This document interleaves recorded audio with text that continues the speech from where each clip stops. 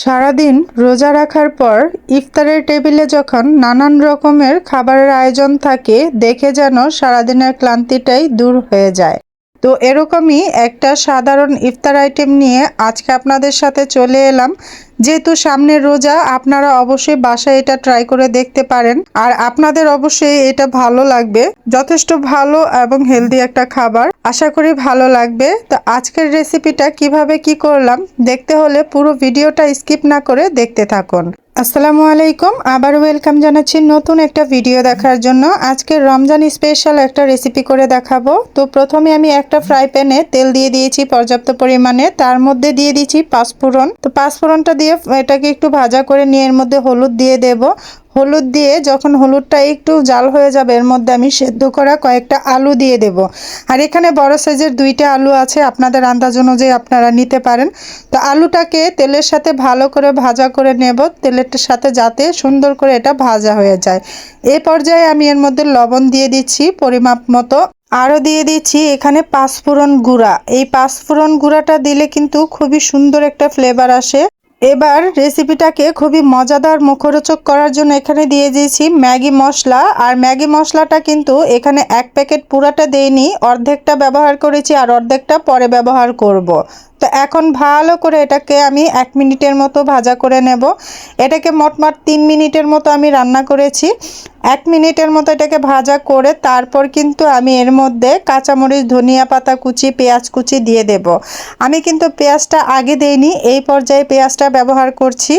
আপনারা চাইলে তেলের মধ্যেও পেঁয়াজটা ব্যবহার করতে পারেন, কিন্তু আমি এটা আলাদা করে ব্যবহার করেছি আর খুবই সামান্য পেঁয়াজ দিয়েছি। তো মুঠো করে ধনে পাতাটা দেবেন, এতে করে ফ্লেভারটা খুবই ভালো লাগবে, দেখতেও ভালো লাগবে। তা আমার কিন্তু এটা একদম ভাজা হয়ে গেছে, আমি কিন্তু 1 মিনিটের মতো ভাজা করে নামিয়ে নিয়েছি। তো আমার মোটমাট 3 মিনিট সময় লেগেছে পুরটা তৈরি করতে।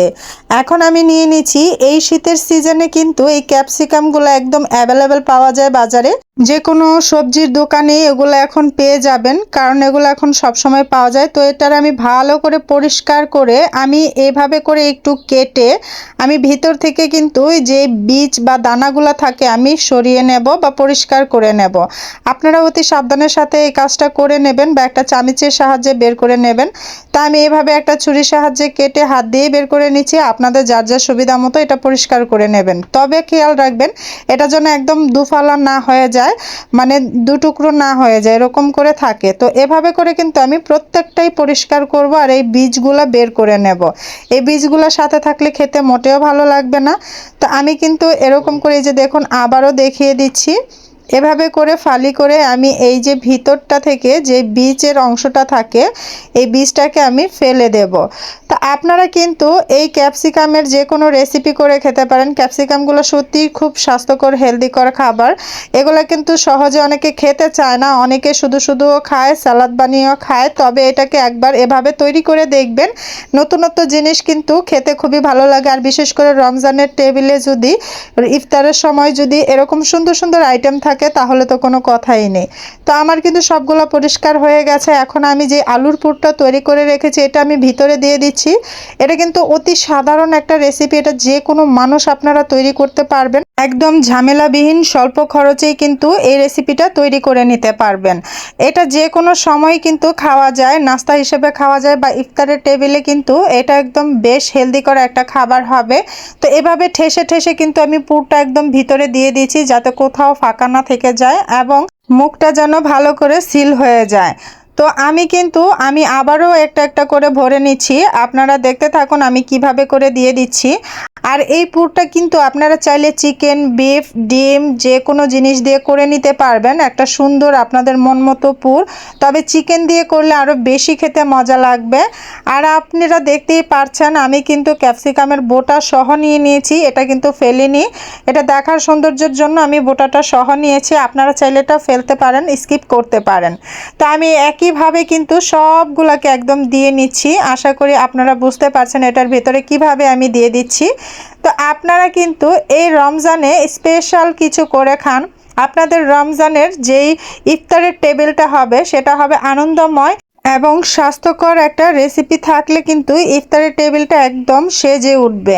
তো দেখুন আমার কিন্তু সবগুলোতে পুর ভরা রেডি হয়ে গেছে, সাথে একটা বড় ক্যাপসিকামও ছিল, সেটা তো আমি দিয়ে দিয়েছি অবশিষ্ট যেই পুর। এই পর্যায়ে রেসিপিটা তৈরি করতে এখানে আমি নিয়ে নিয়েছি হাফ কাপ আটা, দিয়ে দিয়েছি হাফ চা চামচের মতো মরিচ গুঁড়া, ধনিয়া গুঁড়া এবং এখানে দিয়ে দিয়েছি হলুদ গুঁড়া, দিয়ে দিয়েছি পাঁচফোড়ন গুঁড়া, একটা ম্যাগি মশলা এবং স্বাদ মতো লবণ দিয়ে আমি কিন্তু এটাকে একটা ডোয়ে পরিণত করে নেব। আপনারা আপনাদের স্বাদ অনুযায়ী মশলাগুলো অ্যাড করবেন। আর সবচেয়ে বেশি ভালো হবে এখানে যদি আপনারা বেসন দিয়ে করেন। তো আমার কাছে বেসনটা ছিল না, আর এটাতে আমি বেসন দিতেও চাইছিলাম না। তো আমি কিন্তু এইটা তৈরি করে নিয়েছি। বেসনের চাইতে এটা কিন্তু কম টেস্টি হবে না। এখন আমার এই লিকুইড ডোটা তৈরি হয়ে গেছে, আর এটা কিন্তু খুব বেশি লিকুইড না, খুব বেশি শক্ত না, আপনারা দেখতে পাচ্ছেন। তো আমি এরকম একটা একটা করে এখন শিমলা মরিচ এর মধ্যে দিয়ে আমি তেলে দিয়ে দেব। তো দেখতেই পাচ্ছেন কি সুন্দর দেখাচ্ছে। তো আমি এভাবে করে কিন্তু আমি ফ্রাই করে নেব, আর এটাকে ফ্রাই করে নেব একটু সময় ধরে, মিনিমাম 6 থেকে 7 মিনিটের মতো এটাকে ভাজা করে নেব। আর পারলে 10 মিনিটের মতো রেখে দেব। যদি মোচমোচা করতে চান বা আপনাদের যার যেরকম খেতে ইচ্ছা করে সেরকম টাইপের করে কিন্তু নামাতে পারেন। কেউ যদি একটু ক্রাঞ্চি ক্রাঞ্চি ভাব খেতে চান তাহলে সর্বোচ্চ 5 মিনিট ভাজা করবেন। আর যদি চান যে সম্পূর্ণটা সেদ্ধ হয়ে যাক, একটু উপরটা ক্রিস্পি হয়ে যাক, তাহলে 10 মিনিটের মতো করবেন। তো আমার কিন্তু এগুলো প্রায় ভাজা হয়ে যাচ্ছে, কথা বলতে বলতে উল্টে পাল্টে এগুলো ভাজা করে নিয়েছি। আর এভাবে করে খেয়ে দেখবেন কি যে টেস্ট হয়। বিশেষ করে আলুর পুরটা আমার কাছে ভীষণ পছন্দ। আমি যে কোনো নাস্তায় আলুর পুরটা করাটা অনেক পছন্দ করি। তো আপনাদের সাথে কিন্তু আলুর পুর দিয়ে শেয়ার করলাম। আরেকদিন আপনাদের সাথে আমি চিকেন দিয়ে শেয়ার করব, আশা করি আপনারা সেটা দেখবেন।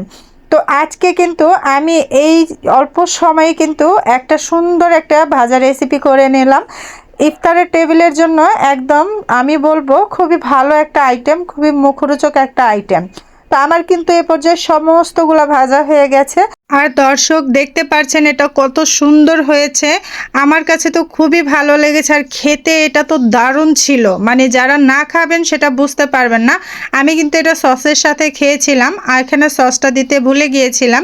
তো আমি আপনাদের বড় ক্যাপসিকামেরটা আমি কেটে দেখাচ্ছি, ভিতরটা কত সুন্দর হয়েছে। আর এটা কিন্তু ভীষণ গরম, ধরতেও পারছিলাম না। তো বন্ধুরা আশা করছি তোমরা যদি ইফতারের টেবিলে যদি স্বাস্থ্যকর কিছু খেতে চাও এবং মুখরোচক খেতে চাও, এভাবে করে কিন্তু ক্যাপসিকামের এই চপটা বানিয়ে নিতে পারো। আজকের এই রেসিপিটা তোমাদের কাছে কেমন লেগেছে অবশ্যই জানাতে ভুলবে না। যদি আজকের রেসিপিটা ভালো লাগে অবশ্যই লাইক শেয়ার কমেন্ট করে যাবে, আর রেসিপিটা একটু বেশি বেশি শেয়ার করে দেবে যাতে যারা না পারে তাদেরও এটা উপকার আসে। আজকের মতো এই পর্যন্ত, আবারও দেখা হবে নতুন কোনো ভিডিওতে নতুন কোনো পর্ব নিয়ে। আর এই রমজানের পুরো মাসটাই থাকবে রমজান স্পেশাল রেসিপি। আশা করি ভালো লাগবে। আল্লাহ হাফেজ।